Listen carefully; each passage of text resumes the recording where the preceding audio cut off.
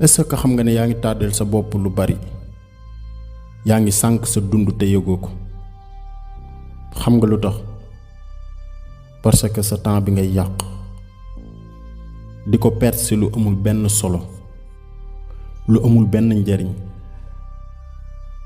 am na ñu bari dañuy xëy suba ba ngoon mënuñu laa wax lii leen def si lu leen di jariñ ndax dañuy yàq seen temps si lu amul solo. imagine toi ñoo ngi ci mois d'août xoolal ndax août ba la jàll ba août bi dellu ci waat def nga fi lenn loo xamante ni jariñ na la walla nga xam fi loo xamante ni jariñ na la. imaginel chaque jour noonu nga war a def journée bu jàll da nga war a xool ndax man mi def naa lu ma jariñ tey walla xam naa fi lu ma jariñ tey. soo ko deful rek perte nga journée boobu mais yaa ngi TikTok yaa ngi Facebook yaa ngi Instagram walla feneen ak feneen alors que am nga loo mën a def te aussi nga ne bëgg nga nekk dara ëllëg. vu que am nga connexion mais xamoo ni nga koy utiliser pour mu jariñ la yor nga téléphone mais xamoo ni nga koy utiliser pour mu jariñ la. mën nga def ay recherche ci domaine bi ngay yëngu moo xam da ngay jàng walla da ngay liggéey. tubaab bi daf la créer internet ak téléphone fexe see jariñu mais bu ci yàq sa temps mukk. am nga 24 heures chaque jour te bu jàll du ñëwaat. turu bis yi nag mën na di répété wu mais bis bu dem du ñëwaat.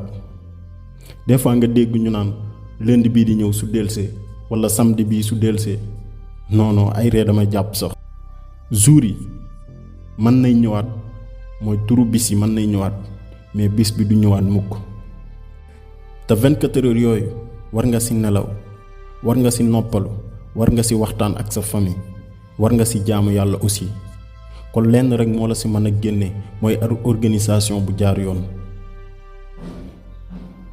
loolu nag moo sonal ñu bari ndax lijjantiwuñ sax ni heure baa ngi dem dañuy takk montre rien que pour sañse waaye li ñuy xool heure sax bariwul. mais nanu def très attention ci temps bi. boroom xam-xam bi nee na temps bi comme ay bis bu dem du ñëwaat te bis bu dem ci sa dund mooy sa dee moo ngi gën a jege.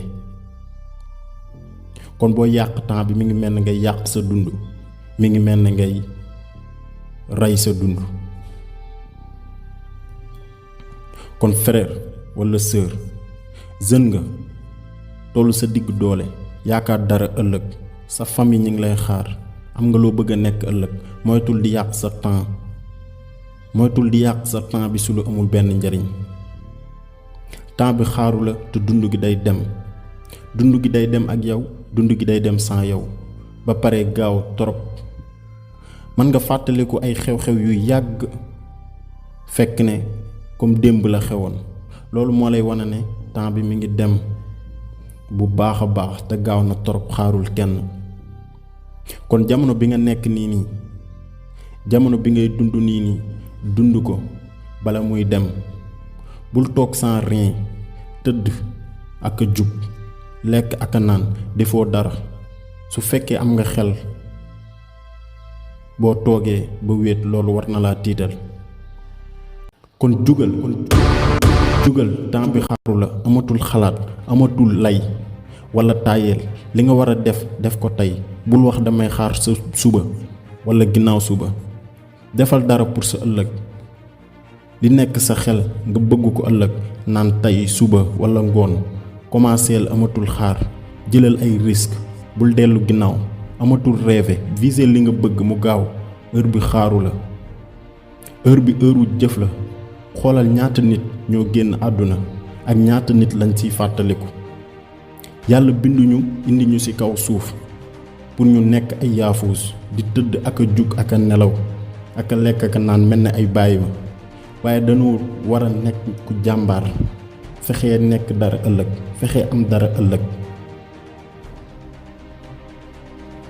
li nga am ci ay xalaat sa doole say may génne ko nga exploité ko yàlla kum bind am na lum la may ndax soo ko deful keneen du la ko defal. bul bàyyi dara muy xaar, amatul tàyyeel, benn yoon rekk la ñuy dund. sunu deewee jeex na, sa temps bi xaaruñu. bul bàyyi benn fan muy dem saa nga def dara.